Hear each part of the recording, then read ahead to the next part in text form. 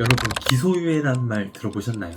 기소유예 그거 죄를 지은 건 사실인데 검사가 이렇게 선처를 해주는 거라던데 그 벌금형보다도 더 좋대. 전가가 안 났는데 그런데 초범이나 돼야지 가능하다고 하던데 나도 기소유예 가능한가? 어떻게 하지 기소유예 받을 수 있나?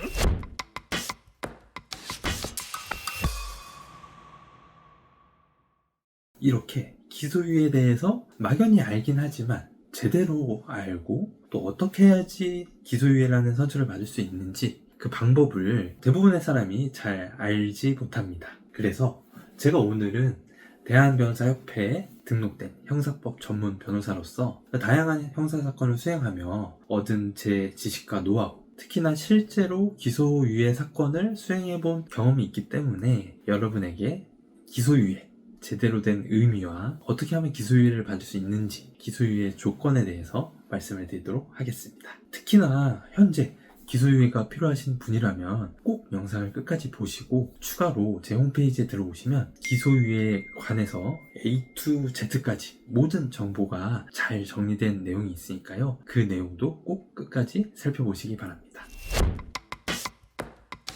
기소유예는 검사가 하는 불기소 처분입니다. 검사가 판단을 했는데 피의자가 범죄 혐의가 인정되지만 여러 가지 사정을 고려했을 때 검사의 재량으로 선처를 해주고 봐주겠다라는 것인데요. 이 불기소 처분 중에 기소유예가 법원에서 하는 집행유예보다 더 좋습니다. 집행유예는 사실은 유죄 판결까지는 한 다음에 형의 집행을 좀 미루겠다 이런 의미예요. 따라서 전과 기록에 남습니다. 그런데 검사가 하는 불기소 처분은 형사재판으로 넘기는 것을 미루겠다, 기소를 유예하겠다 라는 처분이기 때문에 기록으로 전과가 남지가 않습니다.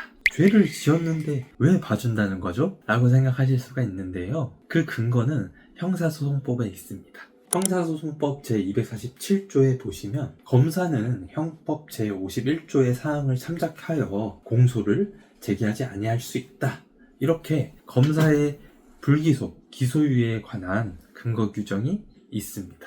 형법 제51조는 뭡니까? 궁금해 하실 수가 있어요. 형법 제51조에 나오는 나이나 환경이나 피해자에 대한 관계나 범행의 동기, 수단, 범행 후의 정황 등 여러 가지를 고려해서 선처를 해줄 수 있다 라고 생각을 하시면 됩니다. 결국 우리 그 형사소송법은 검사에게 피의자에 대해서 기소를 할지 말지, 기소를 유예할지 재량권을 인정해 주기 때문에 우리가 만약에 기소유예가 필요한 상황이라면 검사가 기소유예 처분을 할 수 있도록 수사 단계에서부터 우리 형사사건을 전략적으로 대응하는 것이 중요합니다.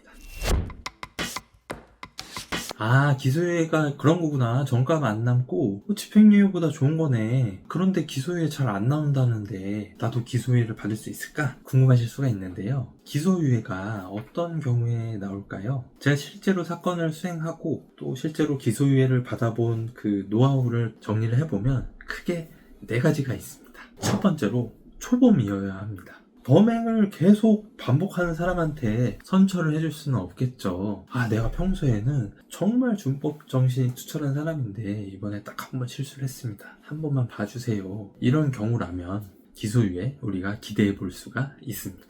둘째, 범죄 혐의가 경미하다, 죄질이 비교적 가볍다, 이런 경우에 우리가 선처를 해줄 수가 있겠죠. 내가 어떤 범행을 저질렀을 때 그 범행으로 인한 피해자의 피해가 그렇게 크지는 않았다. 그런 경우 다행히 기소유예를 받을 수가 있습니다. 특히 내가 범죄에 이르게 된 경위, 그 내용이 정말 중요한데요. 내가 정말로 이 범죄 행위를 회피하기 위해서 여러 가지 노력을 했지만 부득이하게 어쩔 수 없이 이렇게 범행에 이르게 되었습니다. 라는 내용을 잘 강조하시고 진술하시고 의견서로 제출하실 수 있어야 합니다. 그냥 네, 잘못했습니다. 예, 잘못했습니다. 이런 느낌이 아니라 제가 말이죠. 정말 이걸 안 하고 싶었는데 말이죠. 어쩔 수 없는 상황이 이러해서 결국에 딱 한 번 이 범행을 할 수밖에 없었습니다. 다시는 이런 일 없도록 하겠습니다. 이런 느낌으로 불가피하게 부득이하게 범행에 이르게 된 경위에 대해서 잘 생각하시고 수사기관에 주장할 수 있어야 됩니다. 정말로 기소유예가 간절하다고 해서 일반인이 거짓말로 티나게 그렇게 범죄의 경위를 꾸미는 것은 사실 안 하는 이만 못하고요. 범죄의 경위를 이제 우리가 선처를 받기 위해서 주장을 하고 의견서 형식으로 제출을 하려면 사실